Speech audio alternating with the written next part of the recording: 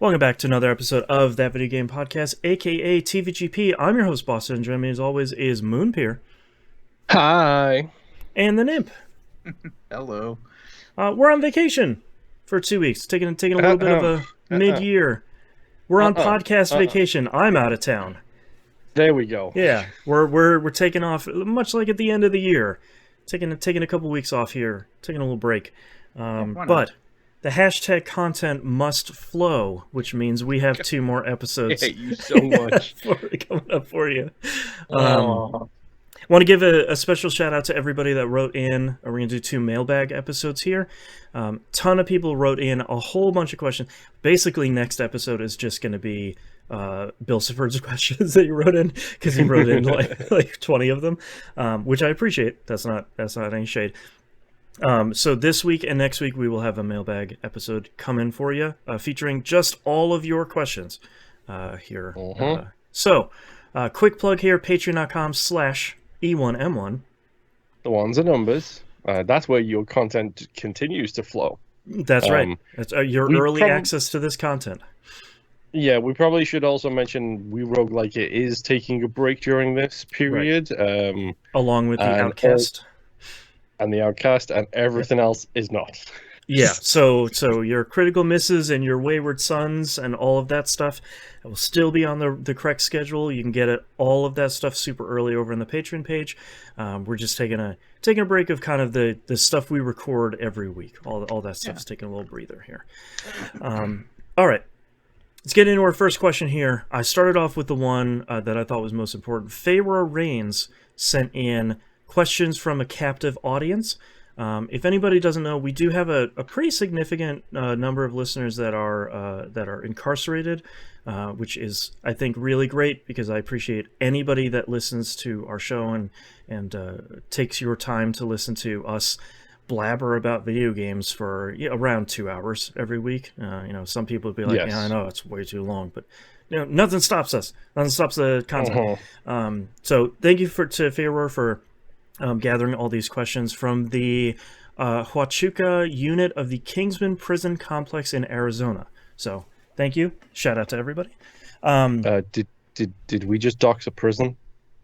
I don't think so. I mean, it's probably maps.google.com. You probably have it on there. You can look up prisons from anywhere. Yeah, that's right. Yeah, I'm also pretty sure that they can't be swatted, unfortunately. Right, probably. They're already swatted. Yeah, I hope. Yeah, I hope nobody is doing any of that.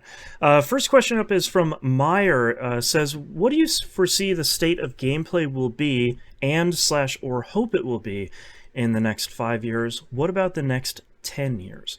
About the state of gameplay in the next 5 or 10 years?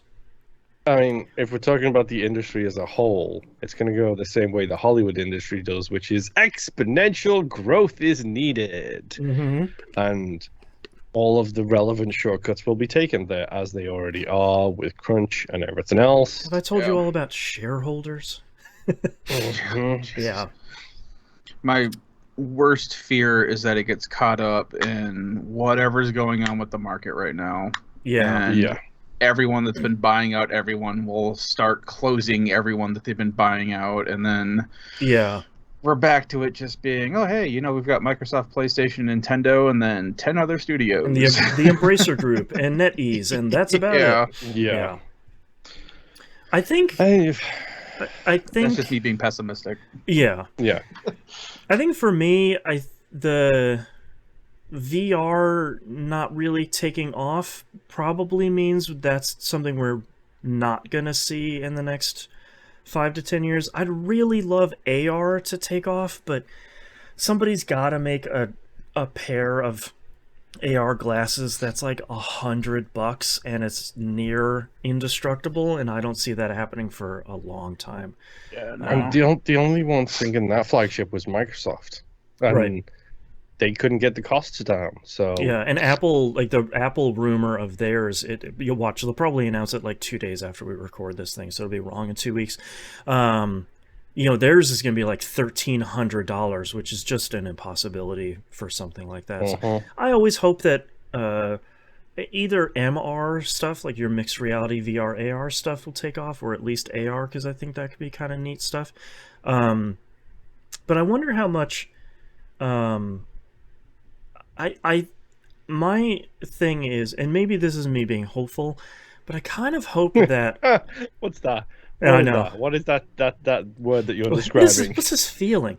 My hope is that we get more kind of open sandbox things. I think Minecraft is kind of your most popular one, but beyond that, we've seen stuff like Valheim, and we've seen stuff that are kind of like the crafting, building stuff, but I don't know if we have kind of at a large scale kind of like Gary's mod, like just get in here and build stuff and mess with stuff. This already exists, Boston. It's just none of us play it. It's called Ark. Are you gonna say Roblox? No, it's called Roblox. I know. I'm desperately trying to keep my kid away from the sweatshop Skinner box that is Roblox. But let me tell you about how messed up my YouTube algorithm is, because I accidentally clicked on a Roblox video once. Oh no. Yeah, I kind of wish there was something more like that, where it's like an open world kind of like fun building.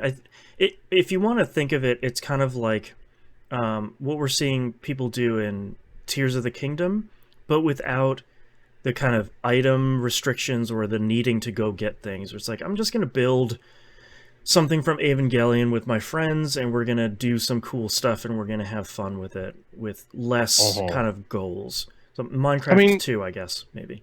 VR is also the perfect space for that as well. That's just sure, the best yeah.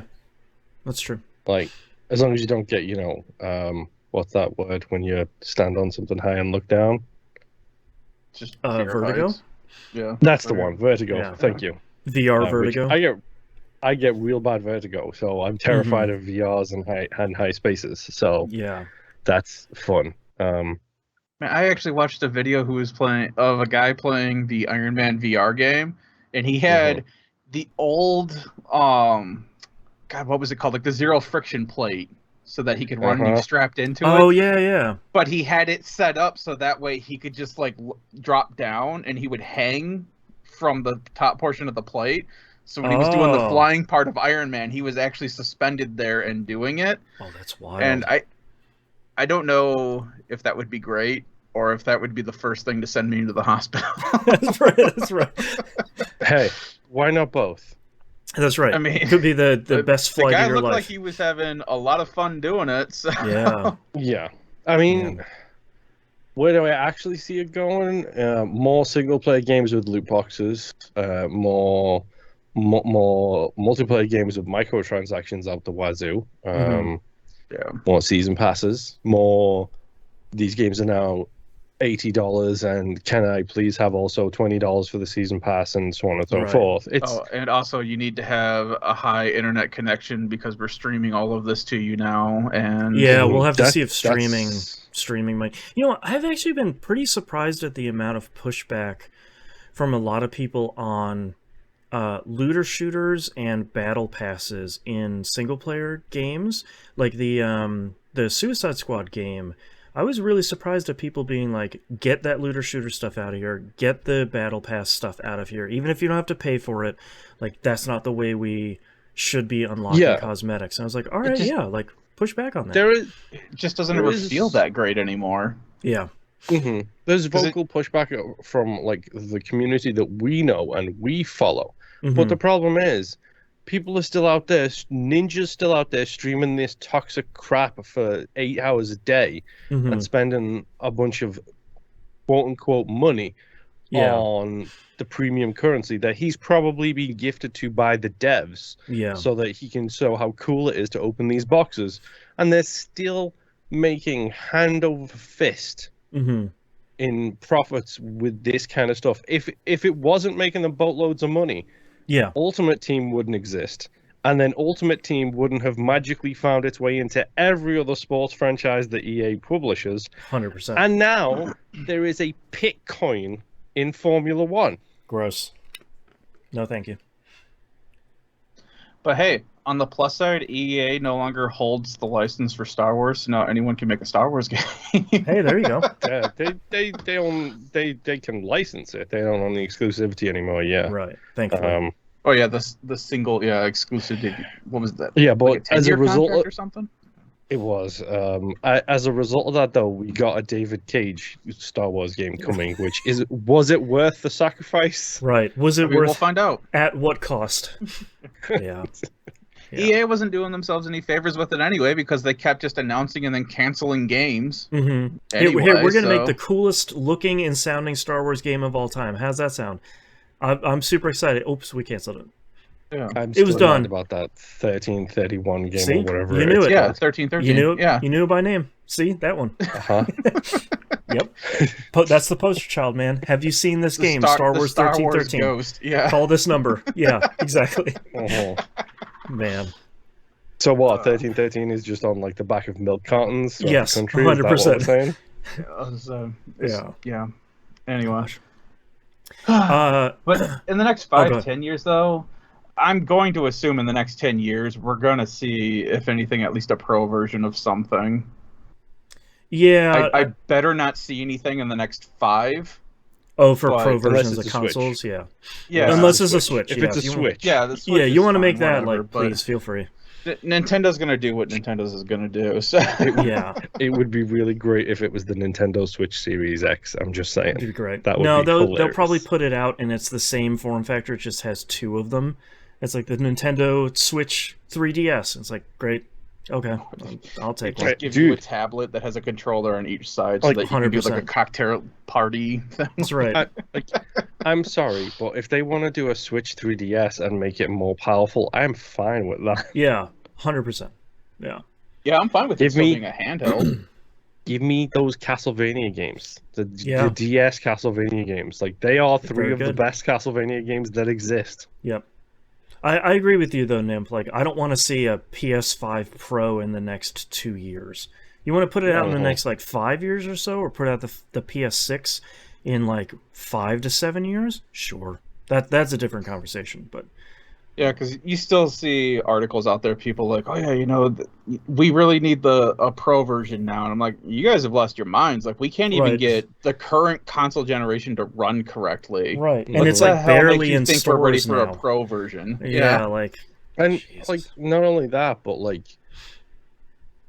wasn't this generation of, and this is a Gersman talking point, but wasn't this generation of consoles supposed to be the end of the performance mode ? BS? Hopefully, yeah. I think that was the idea. But yeah. And then almost immediately they were like, nope, it's still got different modes. Yeah. Yeah, because that was the whole point with the SSDs and all that too. Is to get rid of load times and get no rid more of squeezing through a crack mode between cave walls to hide the loading. Hey. Yeah. Don't insult Jedi Survivor that way. Hey man. God of War as well. So. A lot of this stuff has been in development for a couple of years, so I'm not blaming. It's it's one of those things that people say they really hate, but you ignore it as soon as it comes up in a game. It's fine. It takes 2 seconds. Whatever. I also don't understand why that's a problem. Better that than a load screen. Yeah, better than that, or when on the 360 when you turn a corner on an Unreal Engine 3 game and all of it is this smeared blur for 10 seconds until it loads. It's better than that. Even better, it freezes and does the spinny symbol in the corner until it loads in. Yep. Yeah, just bring it back to how Capcom did Resident Evil originally. You just stare at a door for 5 minutes on a black and it screen. Finally opens, and Marcus Phoenix puts his head on you. I need to talk to you. Then you do the slow get rid walk. Of those walking scenes. Those are the worst. Yep. Especially, but mostly when you are walking faster than everybody else, and then they stop walking because you've walked too far away from them. Yep. And Marcus, come back. No. That is why people don't like missions where you have to escort somebody. Yes. Yep. Hey, if they're going to run at the same time that you are and you're bringing them from point A to point B, fine. Just put a little hustle into it.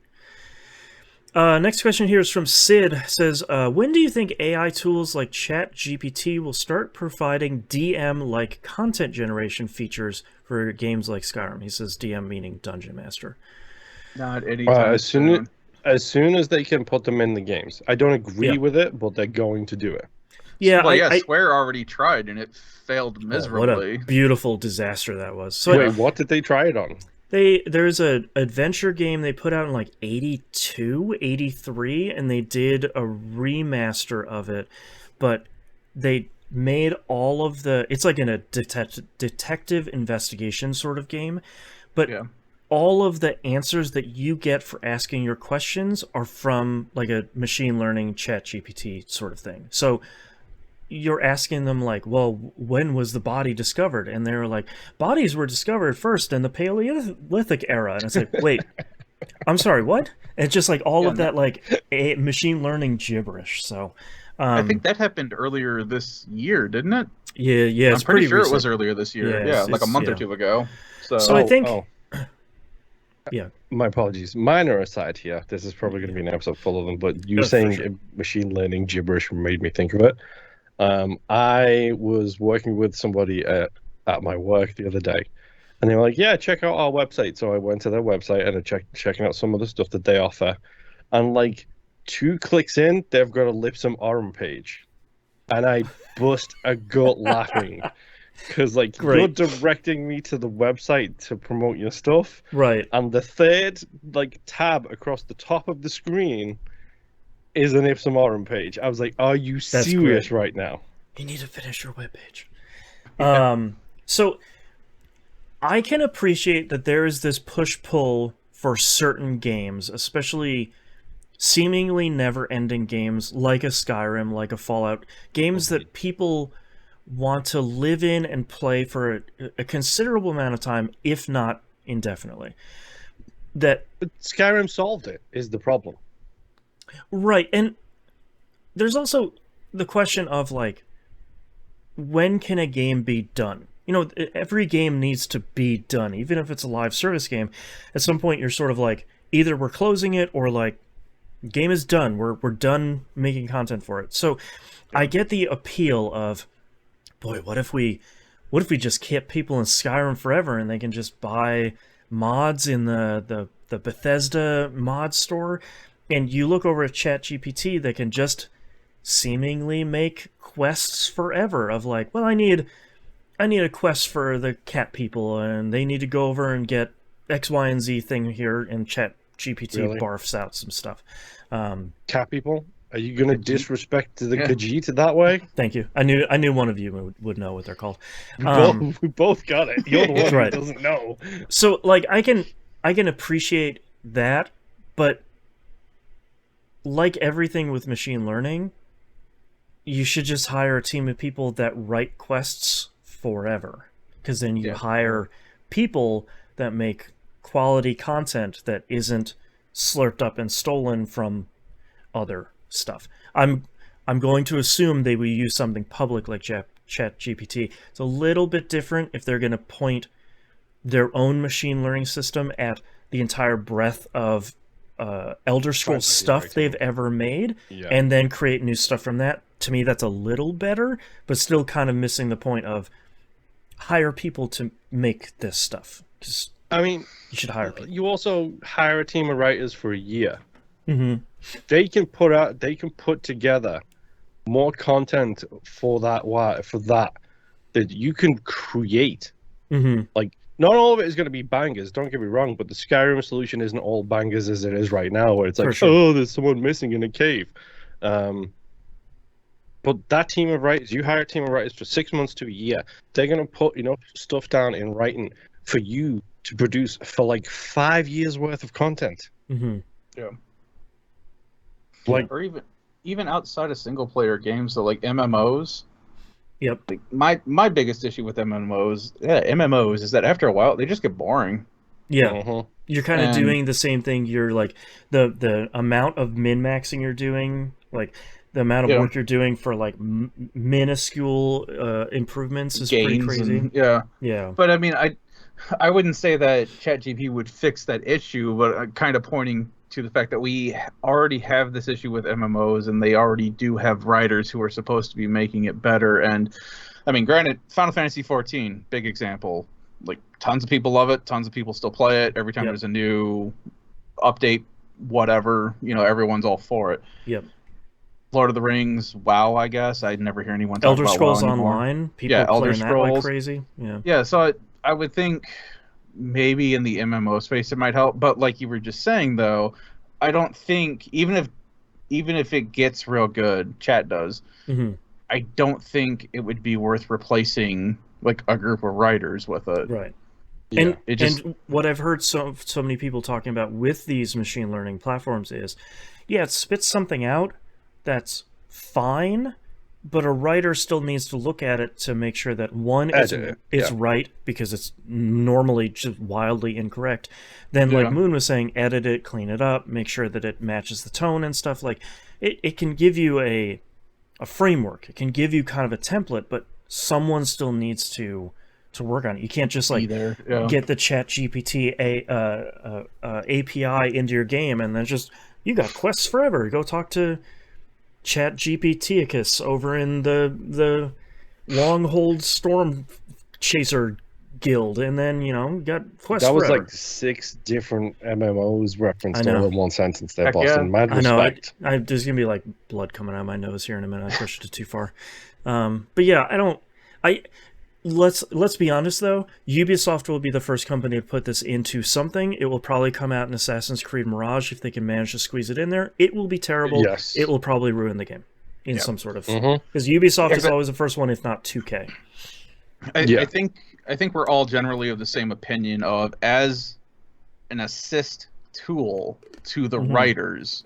Right. This could be a good thing. As long as they point it at their own content and they're not stealing other content. But as a replacement for current writers, no. Right. Even if it's 100% what we all think it should be. Right. No, because then you're just putting people at a job to increase the profit of a company. Right. Potentially. And that's stupid. And rewind like 20 minutes. Question number one. That's right. That's a problem. Yeah. That's right. In kind of a similar question here, Jeremy has our final question here from this segment. What implementations of Web3 into video games do you expect to see in the future? Are there any you really want to see?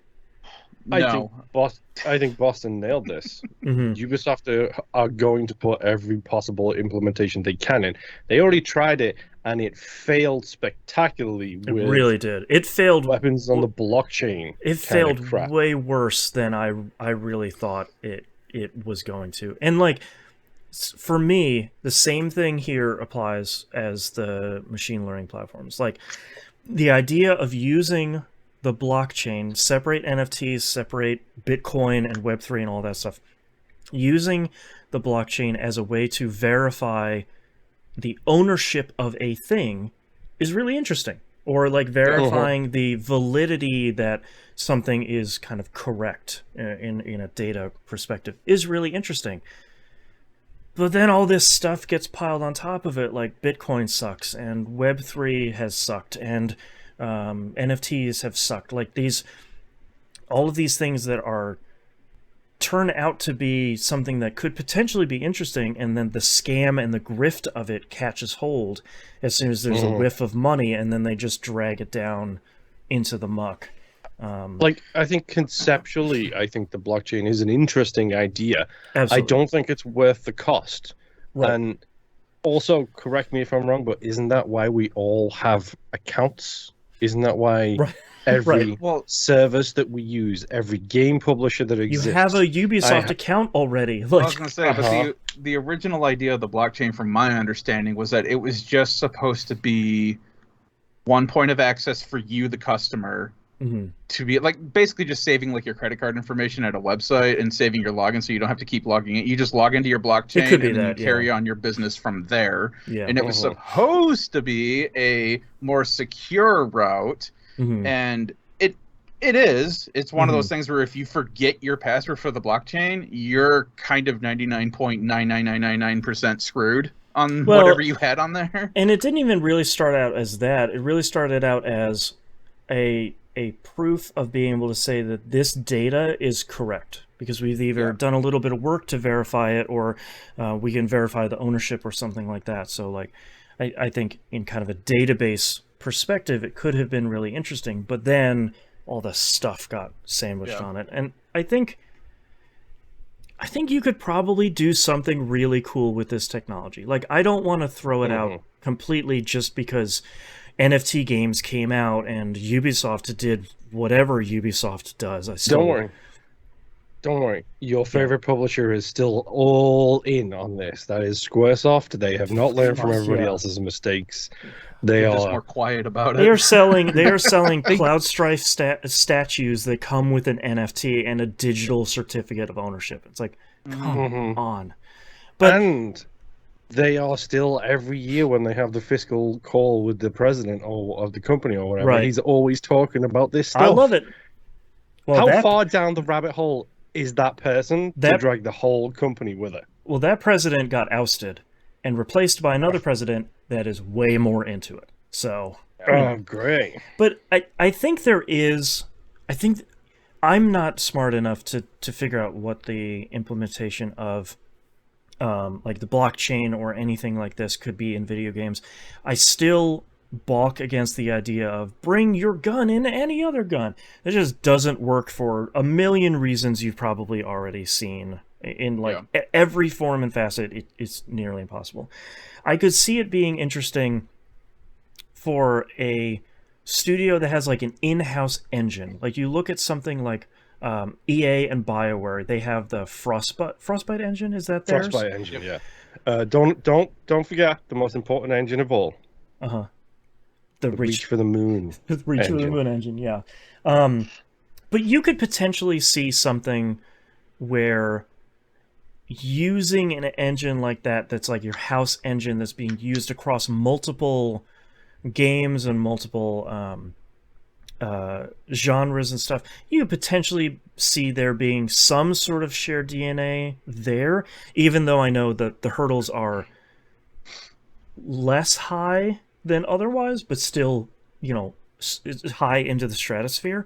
But I struggle to see how you can use a like validation and verification part of the blockchain to do anything. And then NFTs in games so far have been we're kind of a non-starter from like, bring your ape into other games and your ape shows up there, and it's like, yeah, that just hasn't worked. So I'm sorry, but the best part of that would be if they released an Ape Escape game with ape NFTs.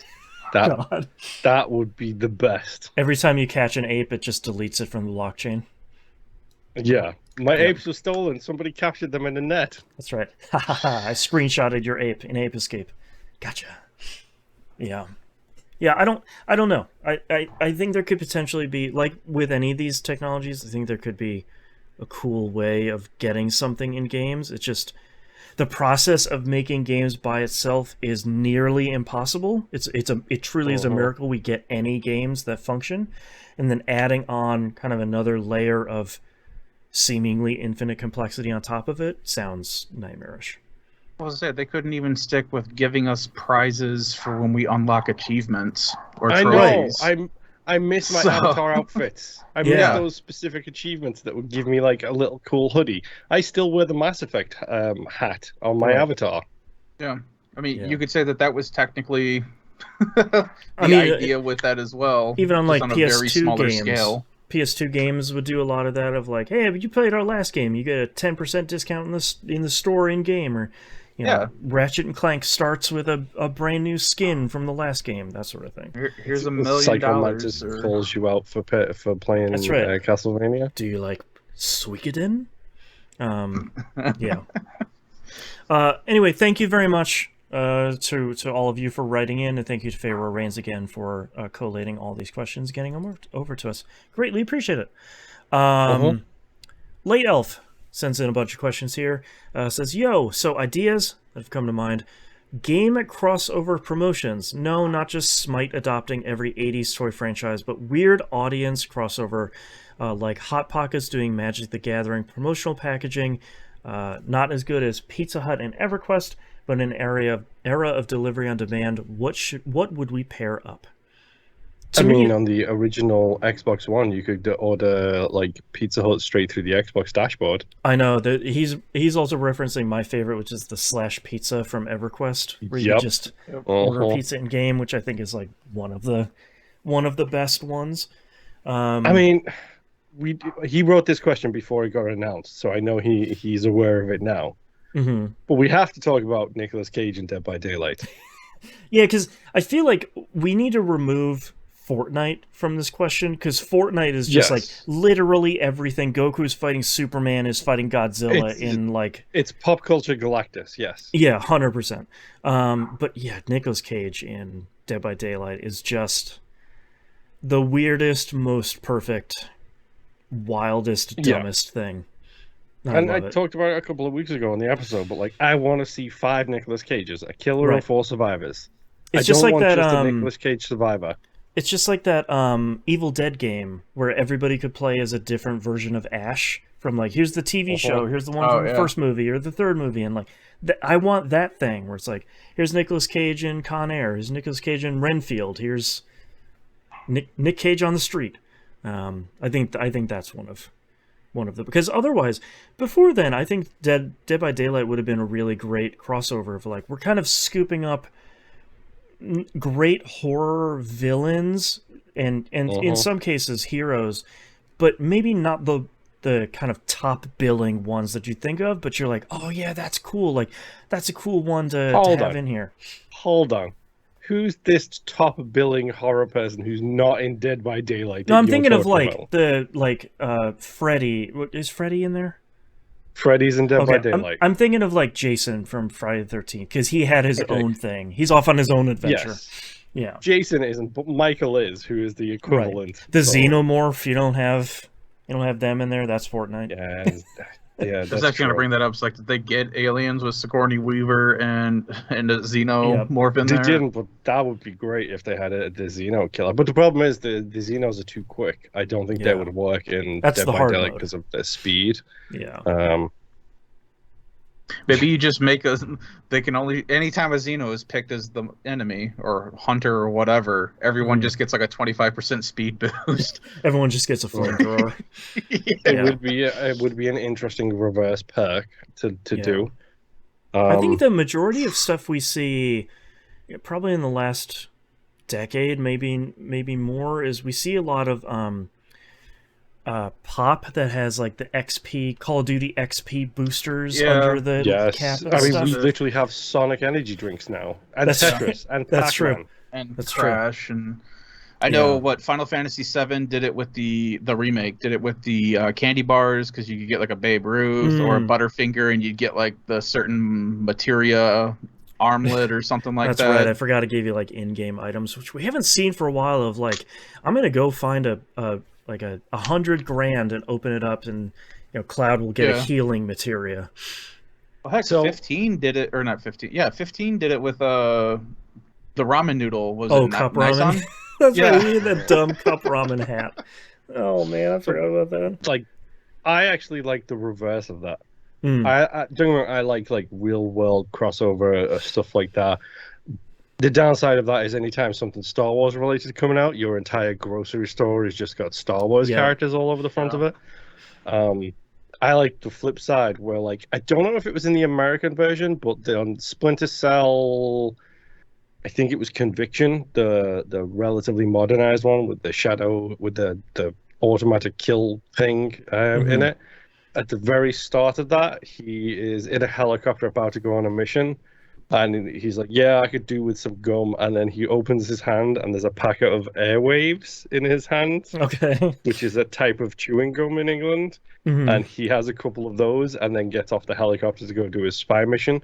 You have the famous Duracell batteries in Alan Wake, which was actually a reverse advertising because they were crap. Oh, that's true. Yeah, I forgot about that. And then they had Thermos.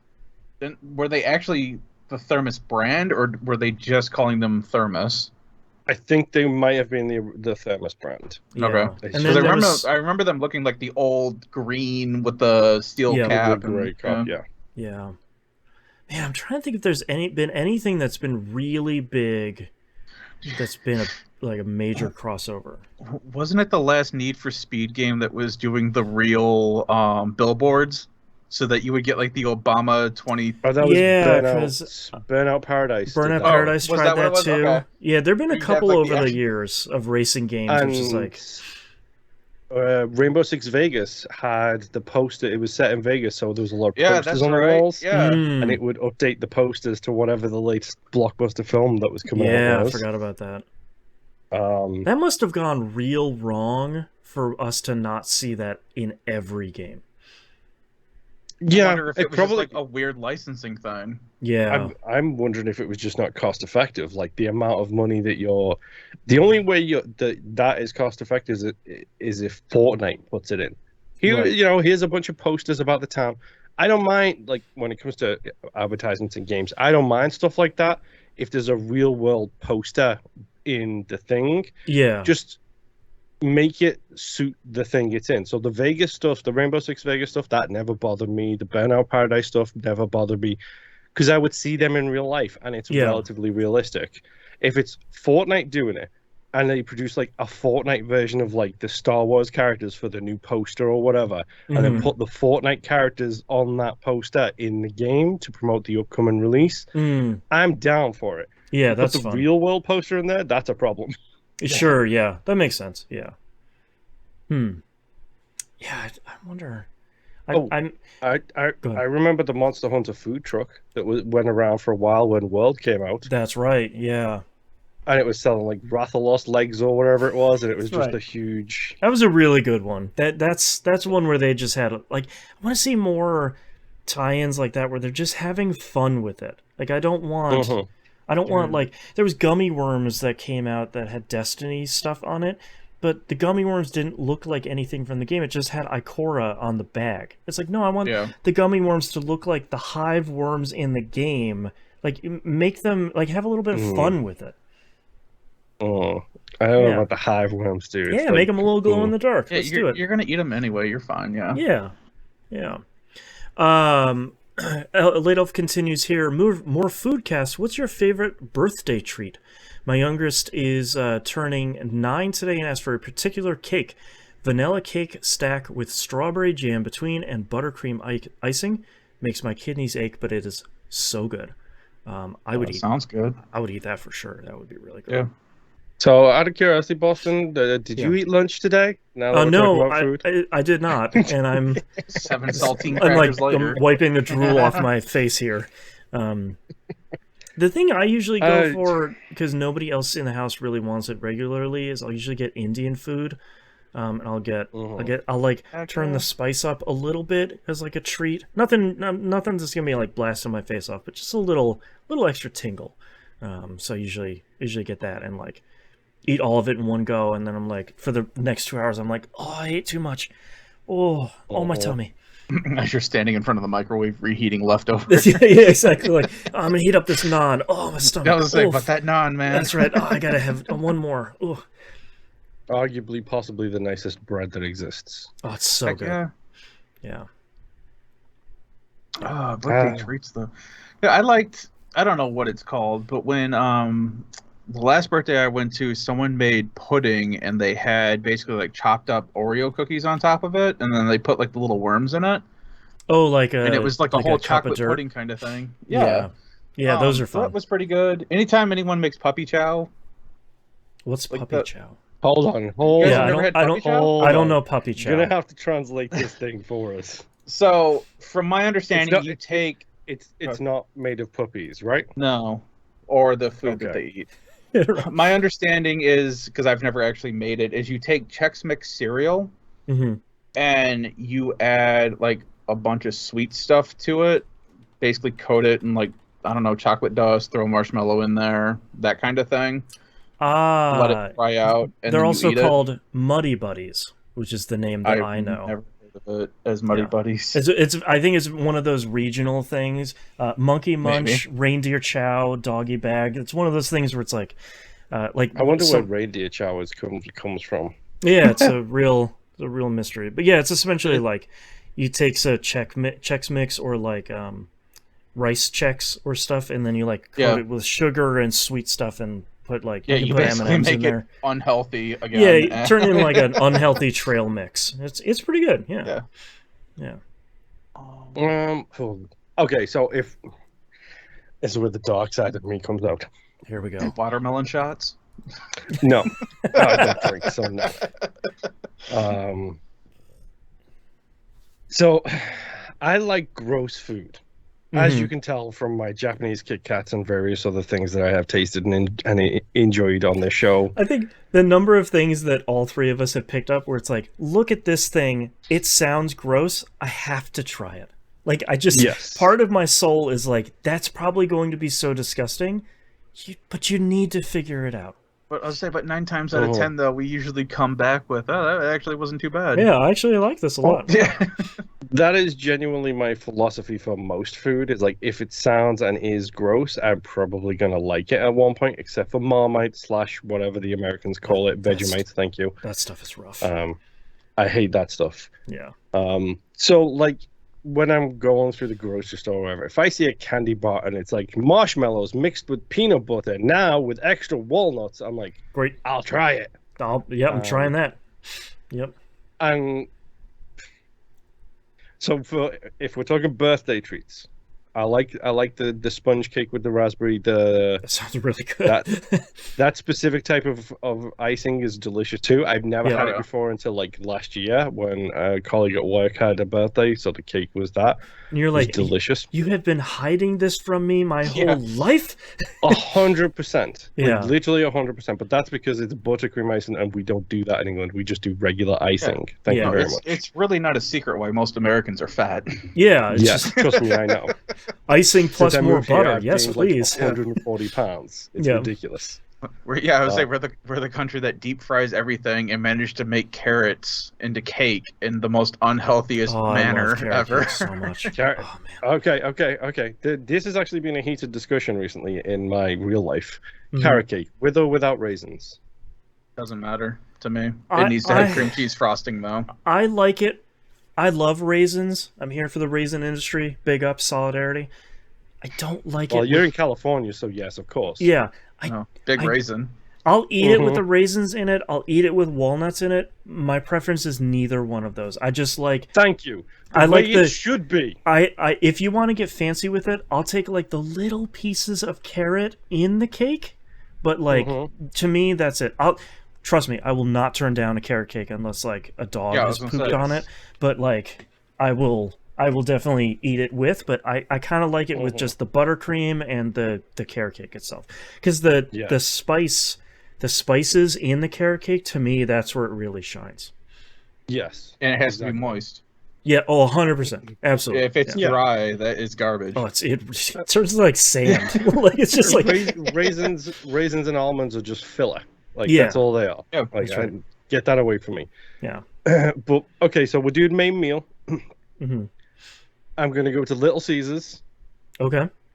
I'm gonna get whatever their stupid promotion is of the is with gross stuff. Carry out a pizza for $3. That sort of promotion. That, but also, it's got to be pepperoni. You've got one that has hot dog in a crust. I'll take that too. Okay. You've got those pretzel ones that they made forever ago. It's not as great as everyone was hyping it up to be for the price, but it was still pretty decent. I gotta pull up their website to see whatever is the what they're doing right now. Undying nightmare. A nacho cheese pizza or something like that. Exactly. As long as it's pizza shaped and pizza tasting, go ahead, boss. They just cookie dough brownies. It's brownies with cookie dough on the top and Twix or M&M minis. Yeah, with it. So we bought those. Those are really good. But that's what I'm saying is I'll go to Five Guys and get whatever that is. I don't care. That'll be my main thing. My dessert is either carrot cake or cheesecake. I love cheesecake so much. Oh man, cheesecake is my favorite dessert, hands down. What kind of cheesecake? I like both. I'm gonna say I'm gonna put it out there. I have not found one that I don't like yet. Yeah, absolutely. Chilled, baked, or just same thing. We were just talking about carrot cake. It's cream cheese in a circle. You have in there. Yeah, that's right. Like, one of the grocery stores around here has like a lemon meringue cheesecake where it's regular cheesecake base, but on the top of it they've got like that lemon meringue like flavoring like all looped through it. Like all right. And it's great. It's the tartness of the lemon mixed with the sweetness of the actual body of the cheesecake, and like the dry crunchiness of like the base. It's just cheesecake is the perfect dessert. Cheesecake is the pizza of desserts because there's so many varieties. There we go. You can have it.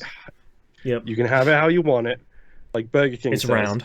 It's round. What do you feel about? You have a special dish to make it. Instead of a flat thing, you've got have one of those circle thing with the clip. Yeah, true.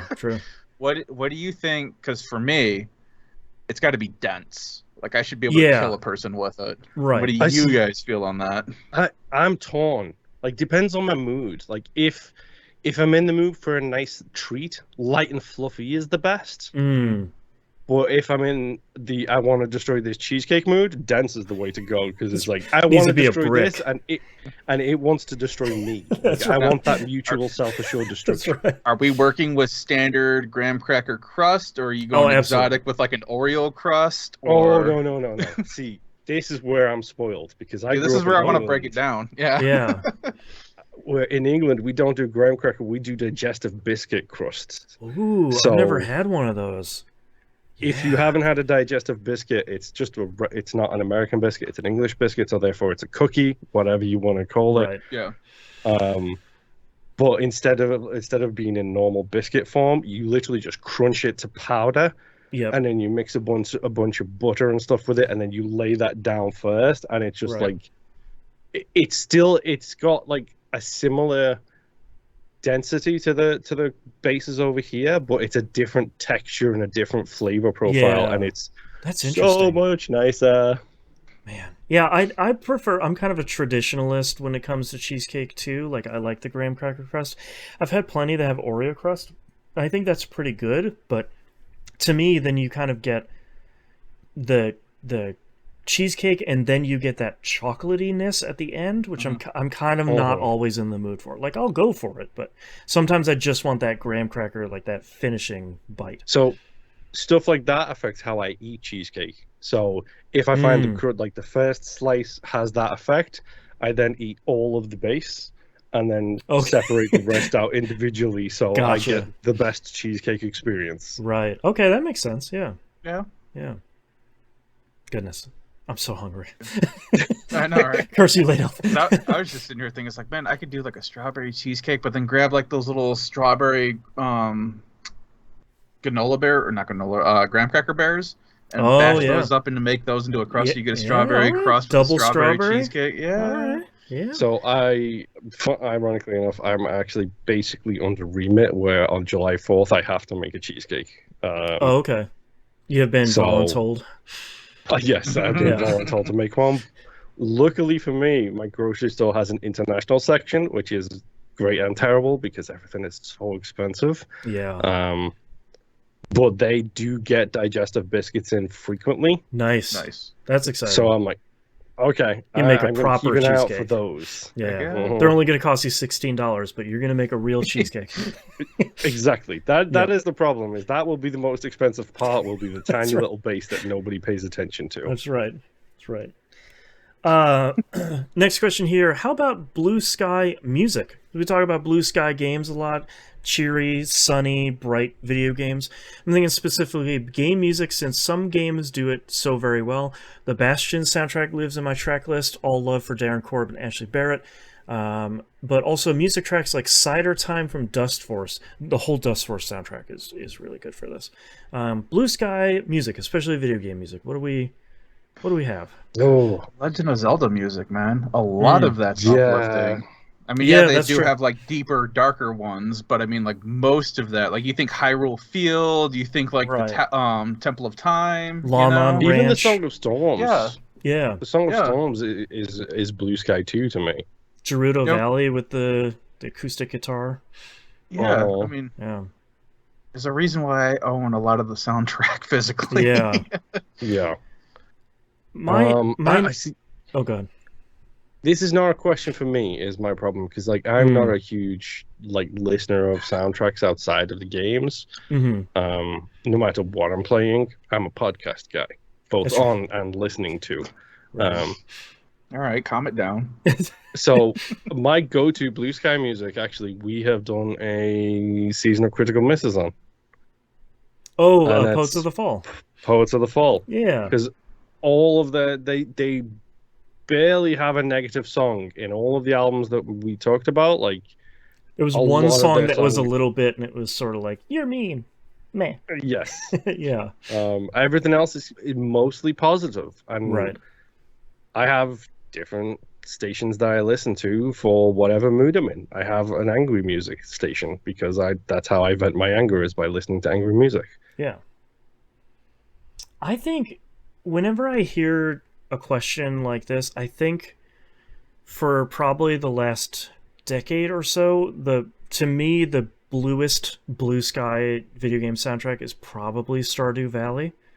Yes. Even if that chiptune rendition of Earth Angel is pretty solid. That's right. But I just think there's something about it that so perfectly fits the mood of the game, but actually makes for fairly relaxing music outside of it. It's not like sleepy music, but it's all pretty chill. It's all pretty good. There's tons of other stuff out there, but I mean, you can point at literally any Mario game, and probably half of the Sonic games, and they're all pretty Blue Sky. But I don't think anything is consistent as something like Stardew Valley. I have an answer. Mm-hmm. The Wii Shop music. That's an all-time classic. Like Nintendo top 10. Just yeah. R.I.P. Wii Shop. I know. R.I.P. Wii Shop. Even like the Wii Sports, and even the new sports game. 100%. Like, they're great. There's not a lot of music. Happy feelings, but it's really good. It's so happy it almost makes you depressed. That's right. That's right. That's right. All right, thank you, Late Elf, for sending in all of your questions. Greatly appreciate it. Next question here we have from Moonpier. Oh boy, special guest appearance. Happened a couple weeks ago. Now that we have kind of ingested this, how do we feel about the death of Waypoint? Louise has very strong opinions about Waypoint here. This was the Vice video gaming site founded by Austin Walker and others. Austin works for, I don't remember what the himself other now. No, he works for that. I'll look it up. They're developing a game, and I don't remember what. They have so many famous people making this game. I don't remember what it's called. Yeah. So while he's looking that up, for me, Waypoint was never anything that I was actively following. Like, I knew Austin Walker was doing something with them, and I knew a couple other people here and there, but it was mostly I would hear other people talk about it and be like, "Oh, okay, that sounds really cool," and then I just completely forget about it. Yeah. Not anything against them, and I'm not saying that they were bad or anything like that. But it wasn't like your first place you're going. Yeah, and to be fair, I've kind of fallen off of a lot of places. Like, I don't listen to Giant Bomb anymore. Nothing against the crew or anything like that. Not in your rotation. I think pretty much I just listened to Nextlander, Easy Allies, and RPG website. Right. And then, whatever show we have up that I'm not on. So yeah, Austin Walker works for Possibility Space. Which is their. I knew it was some ethereal name. I just couldn't remember what. They haven't put anything out yet. They've been working for I think a couple of years. Yeah, they founded in 2021, and have a ton of famous people working there that are that seem to be making something pretty interesting. So see what they make. Yeah. So the reason why this came into discussion here is because I think it was after we were done recording like 5 episodes in a row or whatever, me and Boston were talking about it, and like this is essentially the death knell of professional video game review sites, or yes, the largest of those. Like I know friend of the show Ian, he works for a smaller site, but I'm talking like nationally recognized, that kind of thing. Investigative journalism kind of things. Like, you don't see a lot of stuff that... You see it every once in a while at Kotaku, and sometimes, like, IGN will put out something, but, like, not a lot of people are doing the sort of stuff that Klepek was doing at... Not so much at Giant Bomb, but a lot at Vice, where it's like, I've been working on this thing for 5 weeks, and here's this deep dive into this specific thing. Yeah, and even the like, reviews, the criticism... Because I am as guilty about this as you are, Nymph. Like, I aged out of the point where I have free time anymore. Yeah. So I don't get to sit there and look at a video game website and read the stuff. Like, depending on my work schedule, I'm leaving for work at 7:30 in the morning. I'm getting home anywhere between 6 to 10 p.m. And from that time frame on, it's squeeze in video game time for the show, whatever we're doing for Critical Misses, whatever we're doing for We Roguelike It, family matters, personal matters. On my lunch breaks, I'm ringing doctors and vets and trying to arrange appointments, and I've got to get my soul into the shop at some point soon to get a recall. Your car, not like the essential spirit of your body. Both, dude. I mean, come on. Or both. Like, if they can give that guy a little scrub, that'd be great. Let me know where they are. My soul was recalled a long time ago. I'm just holding on to it for a while. I mean, I'm looking at my RSS feeds. I have, like, I use Feedly, which is an RSS feed website like a Google Reader used to be. And I have, like, probably about 24 video game websites in there. And every couple of days I'll peruse that stuff. But just like you guys, I don't have like 3 hours to sit down and listen to the Giant Bombcast anymore. Nevertheless, like, I'm almost a year behind on Nextlander, and I just listen to as much as I can in the car, like when I'm between bringing my kid from one place to another. Like, that's just the reality of it. Like, the thing that bothers me about this is because Giant Bombs stopped reviewing, basically. Right. Like, they just stopped. The juice wasn't worth the squeeze, I understood. Yes, that, like, they went to video content, and that, I think, our generation of people who would have read these things, would have bought the magazines. We all had the collection of magazines. Yep. I don't anymore because I moved countries. But you guys probably still have yours. No, I have some Nintendo Powers upstairs. I have almost nothing. I got rid of that when I moved. Oh yeah, you moved cross country, so you're probably in a similar state to me. Yeah, I collated how many boxes it was, and I was like, I gotta get rid of these. Like, I can't. It's a difference between memories and finding out that your memories are worth $25 a box, right? Or your memories are 60 pounds a box. Just like, I can't. Oh god. So like we were of that generation. We're of that time frame. These days, people aren't interested in reading reviews. They're not interested. Yeah. People of that age group, I should say. Right. They're not reading reviews. They're not doing this stuff. They're watching streams. They're listening to influencers. They're watching full plays to see if it might be something that they are interested in playing or not. It's the reality of the market. Decisions. Yeah. And it sucks because I didn't follow Waypoint. I just didn't. I didn't listen to their podcasts. I never went to their website, period. Mm-hmm. Because Austin left, and I didn't know what he did. I didn't know where he went after he left Giant Bomb, because at the time it wasn't publicly available, and then whatever sphere I was in at the time, it just didn't seep through that shell. So I didn't know where he went.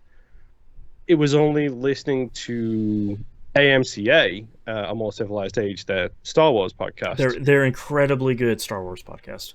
Yes. Yeah. Because I feel like that is their Star Wars equivalent of what Waypoint was doing, where they're doing deep dives on every single part and issue of a thing.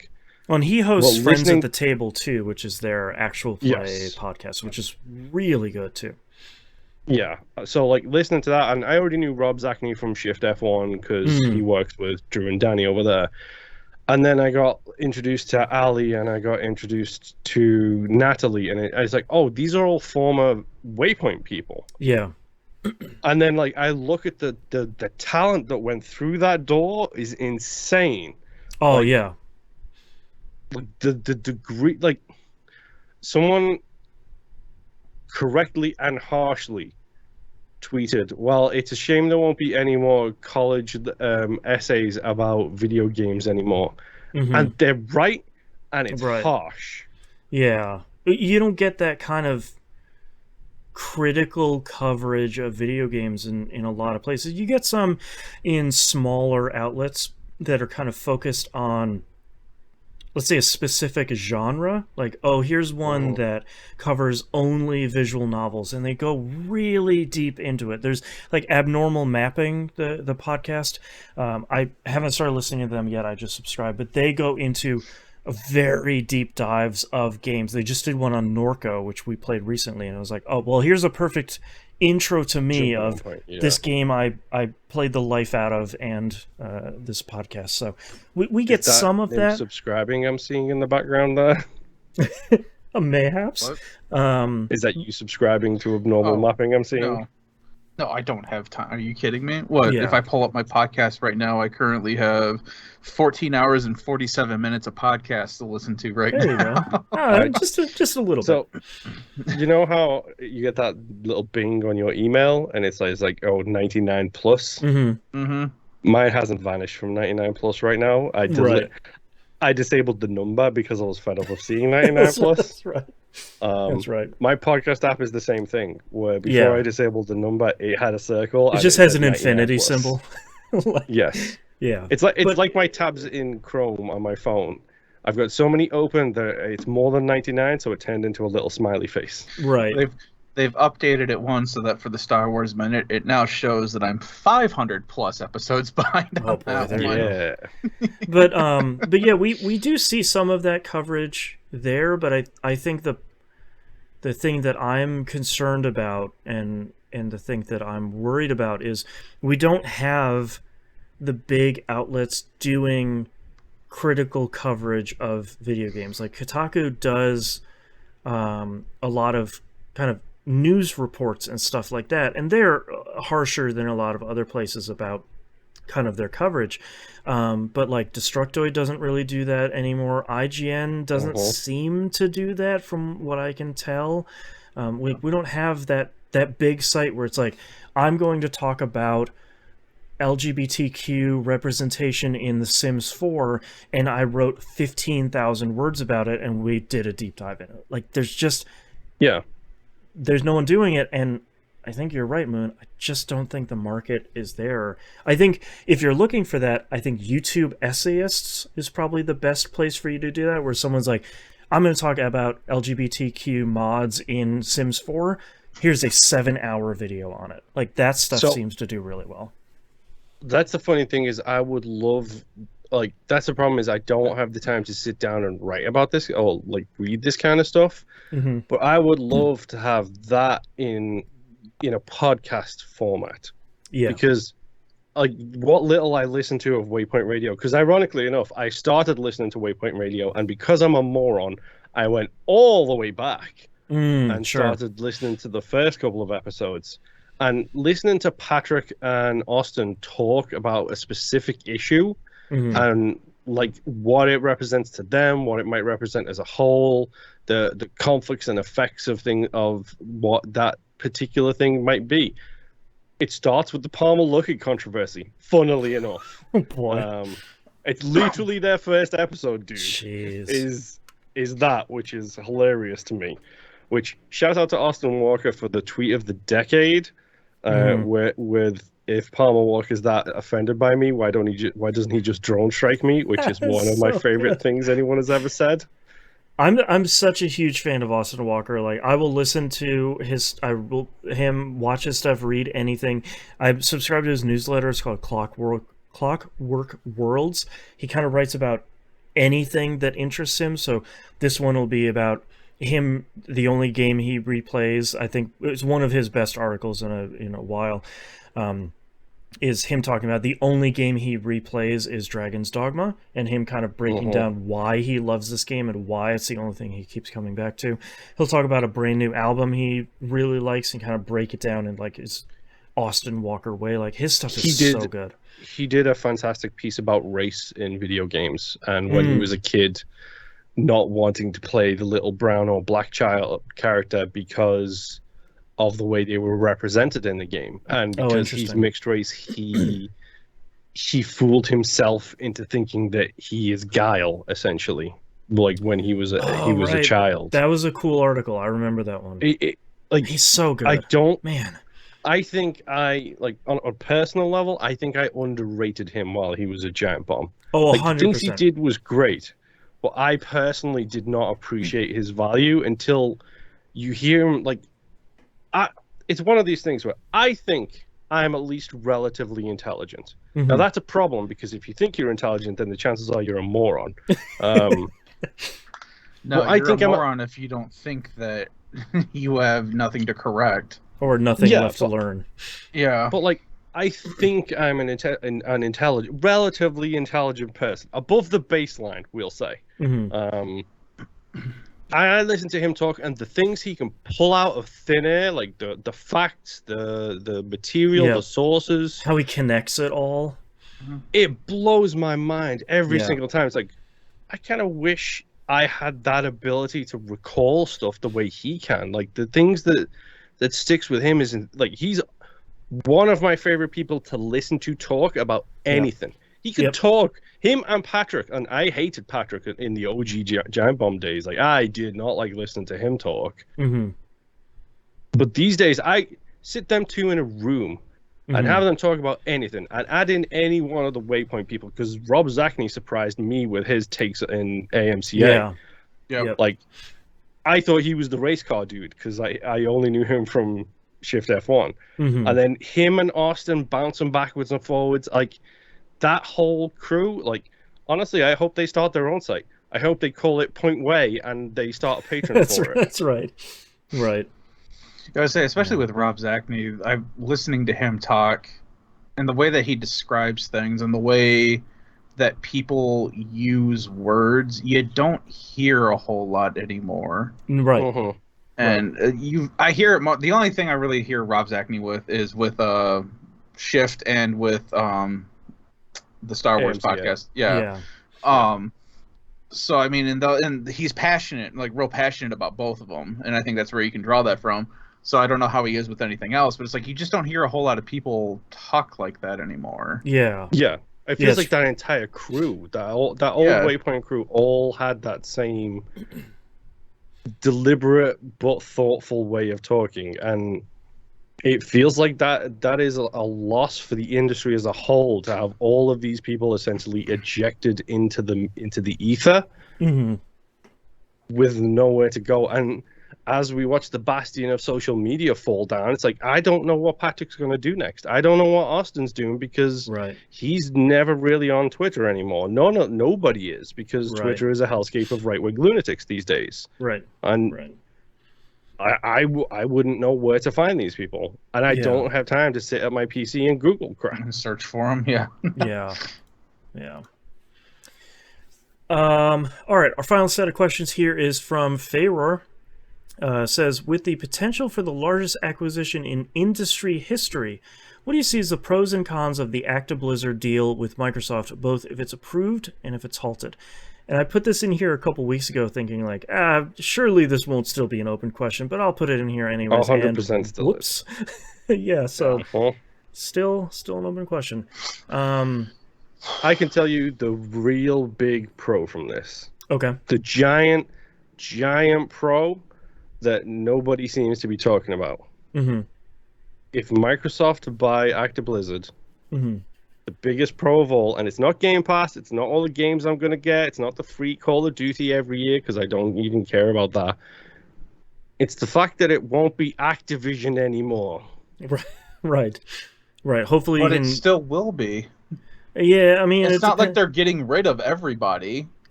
That's Bobby's the hope, out that though. door within 6 months. You know he's Yeah, he gets a golden parachute. Yeah, he gets paid $2 billion and he's out of there. But we live in reality. This isn't just one person's making. This is an entire company that effed up on a lot of things. And still is, it sounds like. Right. But that is the thing, is I think that Activision Blizzard don't care about any ramifications to their stock value, because they just don't. They will keep churning out whatever they need to churn out. Mm-hmm. I have not seen a single, and you guys can correct me if I'm wrong here, but I haven't seen a major publisher or developer come out in support of unions except for Microsoft. Yeah, because there've been a couple that have said like, "Hey, we don't know how we feel about it yet," or like, unions, I'm not sure. But Microsoft has largely said they've had a little bit of support, but they've largely said like, "We're not going to stand in the way if you unionize," which normally would sort of be like, "Oh, come on, like you're going to just stand in the middle there." But nowadays, it's sort of like, "Yay, thank you for fighting for unions." Because like. Are they really fighting, or are they just saying they're not going to stand in the way? They're saying they're not going to stand in the way of the NLRB. Because there's a difference between saying you're not going to do something and then what you actually do. Because a lot of companies say things. I get the impression 100%. That I get is that Microsoft genuinely doesn't care. Like if people want to unionize, I don't think that changes Microsoft in a way that it would for Activision Blizzard, from like a representation standpoint. But yeah, that's a good. I mean, you covered some of the pros already of like, hey, Game Pass will be an even better deal of like, hey, you want to play Diablo 4? It's over there on Game Pass for free, and all that other stuff. I'm sorry, but I'm pretty sure it has already been leaked that the head of Sony has basically said the only reason we're opening our mouth is because we don't want this to go through. Which makes sense. I mean, it's not good for Sony. Yeah, they're an opposing company. I think if it went through, Microsoft becomes a threat to Sony. It's not right now. It's just not. Like, I am a huge Microsoft fanboy, and everybody who listens to this show knows that. Microsoft is not a threat to Sony, to Nintendo, to anything. Been struggling for a while, especially this gen. And then you put this on the table, and suddenly they potentially are. But Sony's argument of, well, this Call of Duty issue, that, it's like, no. Why would any company throw away that revenue stream? They wouldn't. Yep. It's just like Minecraft. Minecraft is on everything because it sells a bajillion copies, and you want to put it on the Switch because it sells. Like, of course, it would still be on... PS5 is the best-selling non-Switch console by a huge margin. Of course Call of Duty is going to go on there because they want to sell 5 million more copies. Like... It's just it's the math of it. I'm thinking, too, a lot of it with Sony, because I don't root for one company over another. They're all crappy. They're all capitalist nightmares. Some way more than others. But don't get me wrong. 100%. Yeah, I agree completely. Yeah, I know you're not. We jokingly throw fanboy around all over the place. But I think Sony was just throwing it out there as being against it just to see what they could get out of it. Well, because it was an opportunity to throw them up against the wall and be like, hey. Yeah, I think there's also like, when someone infringes on your trademark, you have to at least like say like, hey man, you can't do that, or like I'll sue, whatever. Like you have to at least say that so you can protect it. And it's largely like Sony trying to appease the stakeholders of saying like, back to the stakeholders of like, we tried to say like, oh, it's a bad idea and oh, you probably shouldn't do it, whatever. But who's gonna listen to us anyways? Bye. I was gonna say, because if it goes through, we then get commercials for the next 2 years about how Sony's the little guy and all this, or if it doesn't go through, about how Sony, stopped them, whatever. I mean, it doesn't matter. What was the old saying? No matter who wins, we all lose. Yeah. And I mean, that's one of the big cons is like that's the Xbox division of Microsoft then becomes the largest developer and publisher in the industry. I don't think Embracer would be larger. I think NetEase might be bigger because NetEase is just huge. But I don't think they're at the level of like a monopoly at that point, but they're getting really, really, really big in a way that you look at them and say like, that's maybe too big. Like you bought a lot of small companies and that's fine, but you bought a studio, you bought a publisher that owned like 13 studios. That's pretty big. You could argue that they bought the developer publisher that was number 3.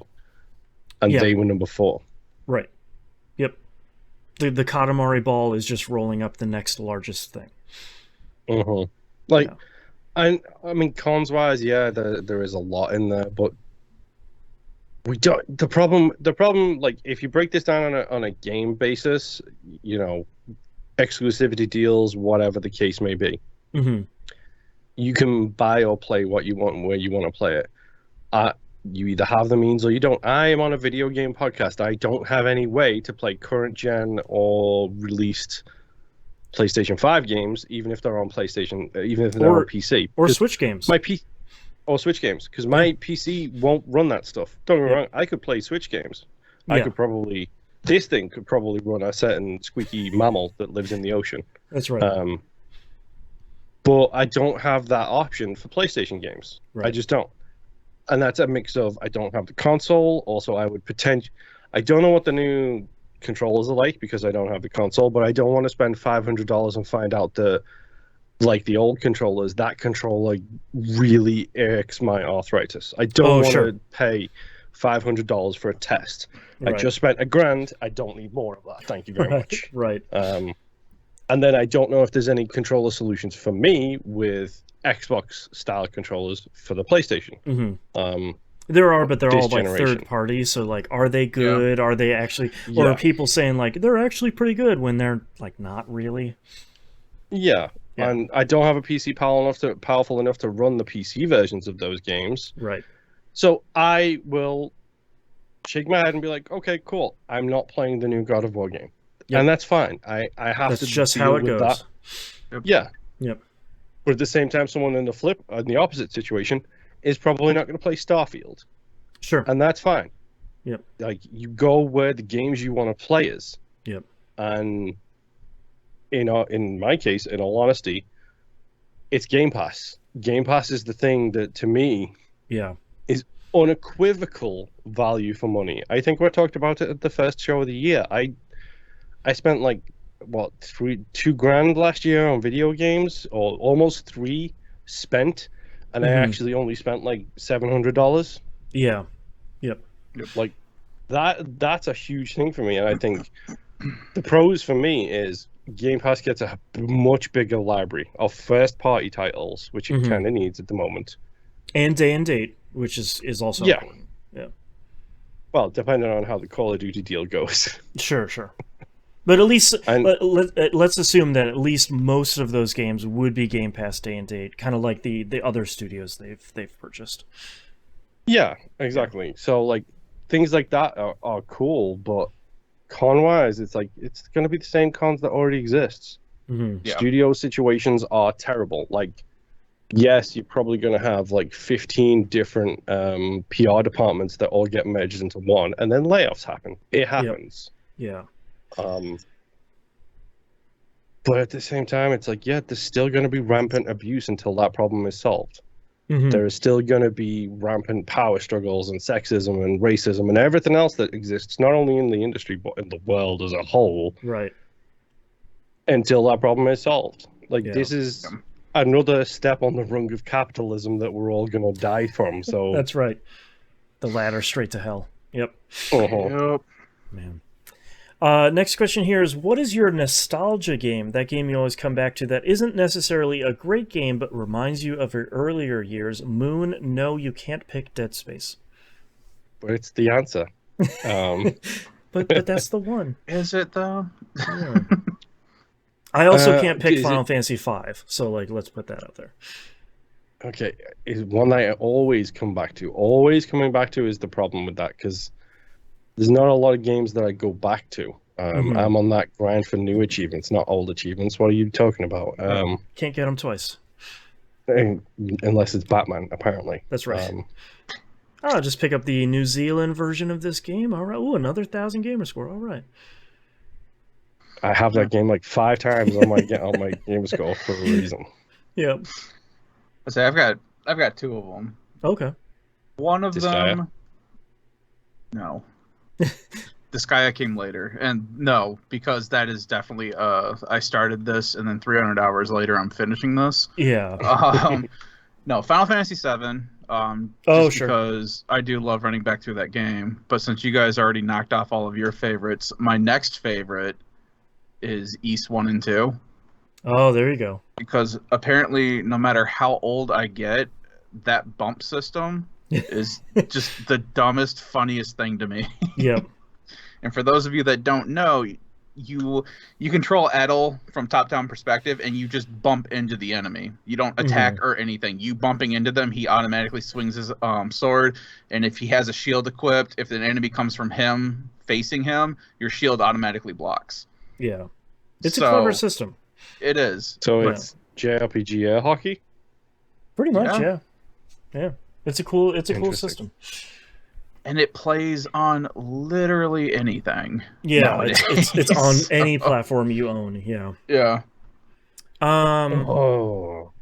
Gosh, I feel like I haven't played it in a super long time, but Chrono Trigger is always one for me. I'm starting to get that itch of like, I should probably play Chrono Trigger again. It's not available on anything really, which is a bummer. It's one of those things where it's like you should just put it out on the Switch as well. And I feel like my go-to all the time though is Castlevania Symphony of the Night. Like I will blow through that game in like an hour or two and be like, yeah, all right, I did it. Thanks, Symphony of the Night. You're still good. Oh boy.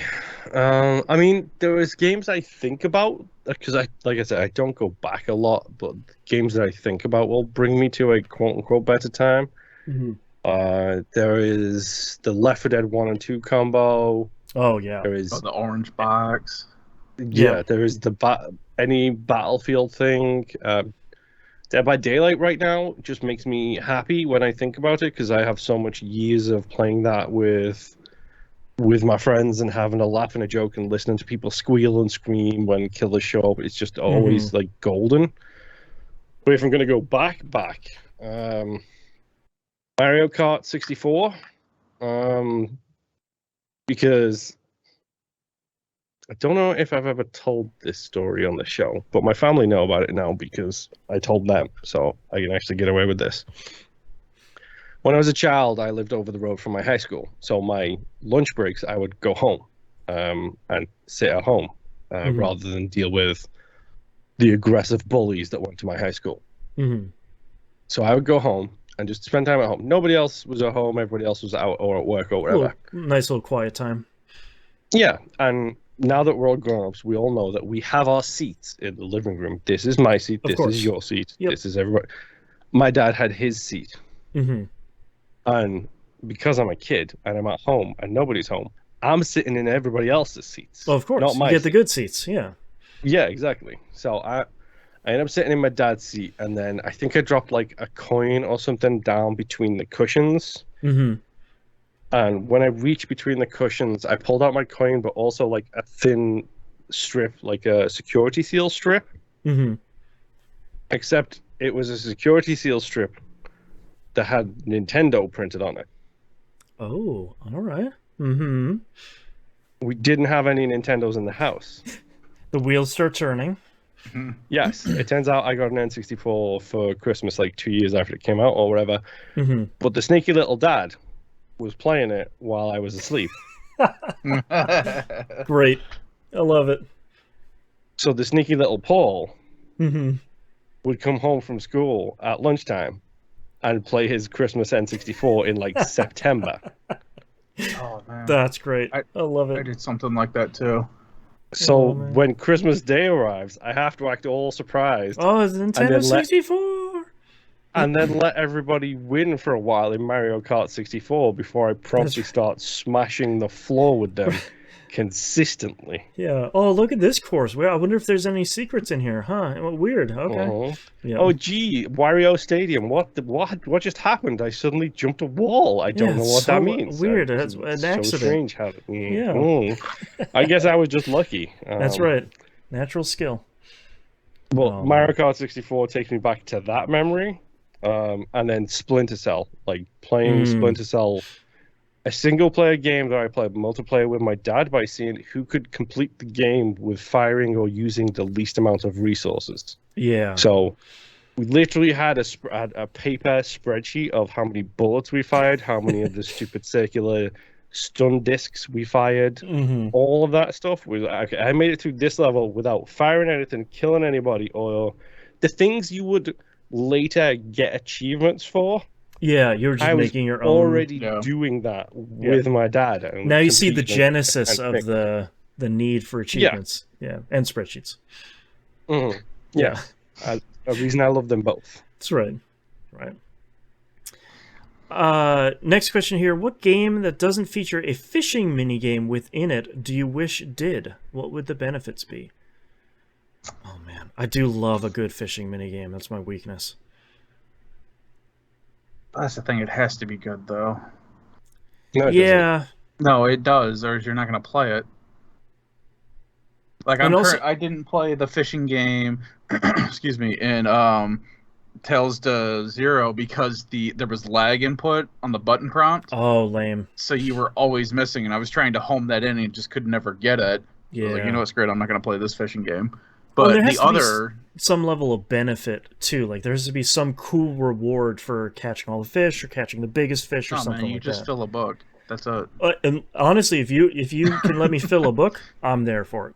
That is the benefit, dude. That is being filled. Education is its own benefit. You're either filling a book, or a la Ocarina of Time, you're trying to catch the biggest fish in the pond. That's right. Your heart beats. That one fish. Yep. Yep. Oh, man, what game... It's always funny when I think of how much stuff was in the second Dark Cloud game. It was like, it had golfing, it had fishing, it had dungeon, it had this thing. It's like, man, you got it all, man. Even Fuga Melodies of Steel had fishing. You fished off the back of the... Scrap fishing, yeah. Yeah, the thing. Can I choose Dead Space for this? Like space fishing? Yeah. Out in the horrors of space, what are you going to get? Get yourself a necromorph. Yeah, get a decapitated head. That's right. Mm-hmm. That's right. That's right. I mean, honestly, the game I would love to see implemented in, and I haven't bought the specific DLC that would be needed to do this, Elite Dangerous. Oh, Odyssey, yeah. That'd like be fun. Being able to leave your craft and go and do things. Like just land on a random water planet, and it's like a generated fish that you catch, or you have to catch a fish with your ship because the fish are that big on this planet. Also, you throw a line in a methane pool and see what you get. Also, how is that not in No Man's Sky at this point? There's like literally everything else to do in that game except for fishing. I bet you that'll be the thing that has just broken the game so many times. We try to put in fishing, and it breaks under the weight of its own thing. We could do giant Earth-size worms, but we couldn't do fishing. That's right. Yeah. Yeah, you can go under the water in No Man's Sky, right? Mm-hmm. Yeah. Yeah. I mean, you can get fish and stuff like that. That's probably why it's not in there, is because why would you fish with a rod when you can literally just go and stab them with your hand or something? It's true. Yeah. It's true. I think that's one I would probably want in there would be No Man's Sky, of just like filling up another book of dumb space stuff. Why am I now currently seeing, well, not currently, but in the most recent past, seeing people fishing in Destiny 2? Oh, because there's fishing in there, baby. Is there real fishing now, or is it just an emote? No, it's real fishing. Okay. Yeah, check episode 814 for my problem with Destiny 2 fishing. Oh, okay. Yeah. Great. Oh, yeah. I've just recently seen videos of people complaining about getting shot while trying to fish, and it just looks like the emote thing. So there was an emote for fishing for a long time, and now there is actual real fishing. Yeah. Okay. I'm down with that. I think you can fish in Warframe too. I think you could a long time ago. I would be surprised if you couldn't fish in Warframe at this point. Yeah, and I'm sure there is a frame that is specifically like Aquaman or something that you can only get by fishing. That's right. Yeah, I mean, you can play as Hydra and. There you go. Man, Hydro. I don't remember. I can't think of anything else I would want a fishing game in. Call of Duty. I want to be playing Warzone Battle Royale. specifically. Yeah, and just see somebody in Warzone fishing. Yeah. Call of Duty has American fishing, where you just throw dynamite in the water. That's fair. Yeah, but you don't get points for it, though. Oh, what is this, America? We used to be a proper country. Yeah, I want them to bump this up to like MGS3, where it's like you catch a fish and eat it to bump up your stamina meter. That's right. Wait, is Death Stranding 2 going to have fishing in it? It's Kojima, so the chances are good. If the world was stranded together enough, then yes. That's right. Well, they had it in Nier, though. That's true. You used your Automata. You used your little pod robot thing. guy. Yeah. Yeah, that's right. I forgot about that. So dumb. But I mean, I was trying to stay away from RPGs, but yeah, that's like the fishing subgenre. Yeah, they're almost hand in hand at this point. Yeah. Monster Hunter has fishing. What doesn't have fishing is the bigger question. Yeah, that's true. Dude, Final Fantasy 15 didn't have fishing until they did that massive update, and then they had like the What Lies Beneath thing. Yeah, where it's now like you could, fishing! Yeah, you could find like those massive predators or whatever that you could fish underwater. Right. That's pretty good. Yeah, I don't know. Next question here, because we're running a little long on time. Kind of closing the loop on Moon's question. If you could be a guest on any of the other big gaming podcasts, Giant Bomb, Nextlander, Kind of Funny, VGC, etc., which would you and why? Does it have to be a video game podcast? I think we should start with that. Yeah. Then we can. Okay, because I've got an answer for both. Okay, what's your video game one? Video game is either Nextlander. Mm-hmm. Actually, yeah, it's probably Nextlander because I think I feel like they speak to me more than most. It would be Nextlander, and I'm torn between AMCA and Star Wars Minute for the non-video game related one. Ooh, I'd love to do Mad Max Minute, but that's finished now. So they could pop it back up just for you. There you go. Yes. A little bonus episode. Mine is Nextlander, hands down. I think it's my favorite podcast that isn't this one, and I think our styles of podcast are similar enough that it would be kind of a natural fit both ways. Vinny, if you want to come on TVGP, TVGPfans@gmail.com. But like, I feel like it would be kind of a natural fit either way. Yeah, I don't know. For me, like, I don't really have an urge to be on a different one. Right, one is enough. I mean, I think like maybe Jeff Gersman's only so that I could kind of railroad him into certain conversations because I want to hear him talk about specific things. Oh, sure. But I mean, like, he's NDA'd on that stuff. No, not even like I was saying, when he was going through his garage, and just like when he was moving, and just find like this like a carabiner. He's like, oh yeah, I got this from like E3 1993, blah blah blah. Yeah, and it's like some weird story. It's like, show me some cool stuff, Jeff. Yeah, it's like I would do a garage podcast with him where I would just grab a random box and pull a thing out and listen to that man talk. Yeah, 100%. And it's like, yeah, I don't need to be part of the interaction except for be like, what's this? Yeah, I don't really listen to any non-gaming stuff because I listen to so few things that I don't know.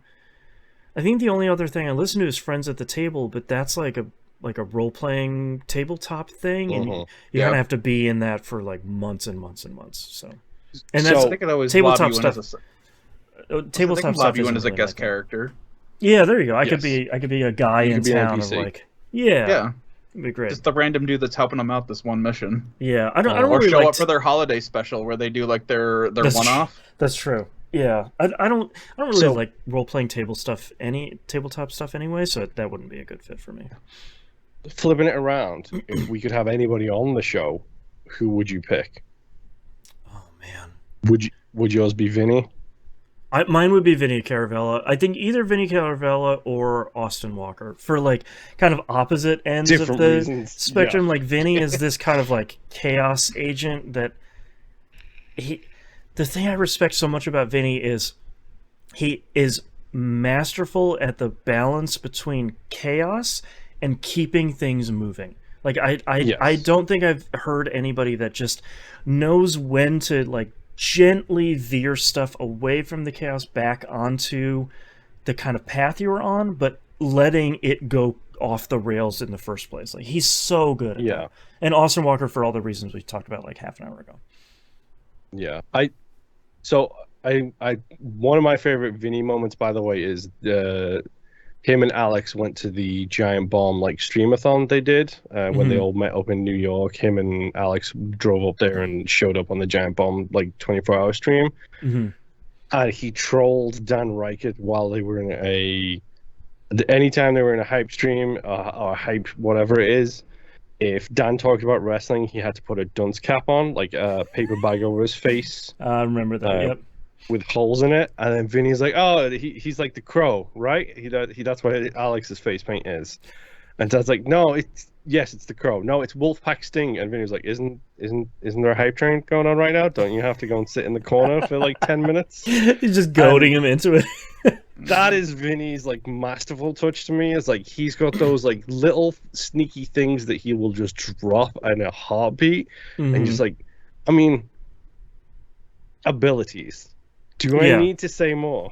Like, one of my favorite Vinny things with Dan is Dan at some point was like, "Do you know why they call a cockpit a cockpit?" And Vinny's like, "Oh, I was just reading about this the other day. The first time that someone made one, there was a chicken in there, and it was like it was going crazy and like it was really messing with the thing." And he tells this whole big story, and Dan goes, "Oh my god, for real?" And Vinny's like, "No, what's wrong with you?" No, dude.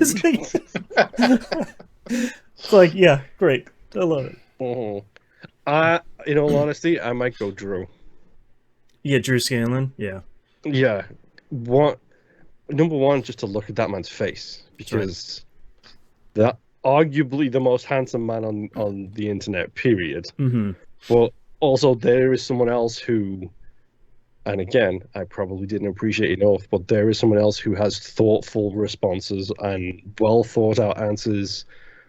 And he's like a quieter Austin Walker, it feels like, where you don't expect it from him.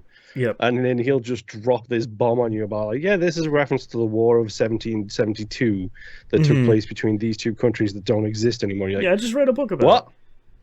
If anyone wants to see my favorite Drew Scanlon moment, is where he and Danny O'Dwyer were talking about developers of No Man's Sky Hello Games. And there's a great clip of there where you zoom in on him, and as soon as he gets this joke, he almost cracks up. And he goes, "Oh yeah, if they were in Ireland, it'd be Top of the Morning Games." It's just like, God. True. Yeah. It's really good. I was thinking, it's like, oh, let's get someone who hasn't really been in the spotlight, like someone from like G4 TV, the old G4, not whatever reboot they're attempting right now. Definitely not Adam Susser. No, I was thinking like Kevin Pereira. Haven't heard anything from him in a long time. Morgan Webb. Morgan Webb did the smartest thing, that when she was off TV, she stayed off the internet. Yeah, she's the smartest of us. Yeah. Sarah from like Attack of the Show. Just random things like that. Just people you don't hear that much from, or who have just taken on different jobs in the field, and you just don't hear a whole lot about. Just kind of miss some of those perspectives. Like we were just saying, not a whole lot of them have aged well, but right. I was just looking up what. Look at Morgan Jeff Green. Oh, Jeff Green is great. I forgot about Jeff Green. Oh, I love Jeff Green. Man, him, Ryan Scott, and somebody else all have a consulting company now. Yep. Oh, I didn't know that. That's interesting. Yeah, they started like 2 years ago, I think. Wow. But it was Ryan Scott, Jeff Green, and somebody else of that caliber, of that time frame. They have a consulting company now, so I mean, good on them. Like, they started their own business, and I believe they're doing well. Oh my gosh, they work at MinMax. How did I not know that? Wow, wild. Okay, good for them. Also, was just looking at what Morgan Webb is doing. She works at Bonfire Studios. They do. Oh yeah, I heard about that. Yeah, like a small company. Yeah, a lot of like event planning and stuff for a bunch of companies. Yeah. Yeah. But just some of those old early 2000, names that a lot of people would know. It'd be interesting to just kind of hear some of the old stories. What are you doing? Tell us some stories. Yeah, what do you got going on now? What was your favorite / worst? That kind of thing. Just to, I guess, as much as I don't want to interview a person, kind of interview. yeah, for sure. What's the last video game you've been playing, huh? Yeah. When's the last time you've looked at a console? Last question here from Faye, the one that's going to wrap up this episode. What's more important in a game, engaging story, fun mechanics, or iconic characters? How about we 1, 2, 3 this? Okay. Rank them. Science it. Let's science it, punks. My number 3 is probably iconic characters. Okay. I can get behind that because a game that you and I loved, Dungeon Encounters. Yeah, they have some pretty good characters with almost zero story, which is man, Dungeon Encounters is like the answer to this question. Thank you for bringing that up. I'm thinking fun mechanic #1, engaging story #2, and then iconic characters 3. That's basically Dungeon Encounters in a nutshell. I think that was my ranking as well. Yeah. What about you? Flip the first two. Fun mechanics, engaging story, iconic characters. If a game is fun to play, I don't care about anything else. Tell me 100%. The story behind Elite Dangerous. I dare you. Space. Oh, I could pull up news articles right now. Oh no! Oh no! And you could pull from Galactic News. That's our episode for this week thing. I agree with you. Like if a game, I think mechanics has to be #1, because if a game isn't fun to play, then the rest of it kind of doesn't matter. Yeah. That was an easier one than I thought. All right. Yeah. We did. We figured out video games. Thank you. All right. Hey, it was the process of science, Boston. That's right. The most important thing we can do, which is ranking things. All right. That's all our questions for this episode. Thank you so much again for everyone that wrote in. We're going to have another episode of this next week with a whole nother slate of questions that all of you sent in. Thank you very much. As always, tvgp.tv is where to find us. All that good stuff is over there. Thank you for listening. We'll see you all next week. Bye. Bye. Dungeon Encounters 2 should have fishing. Ah, that's a good one. Curses. Looping it all back together. That's right.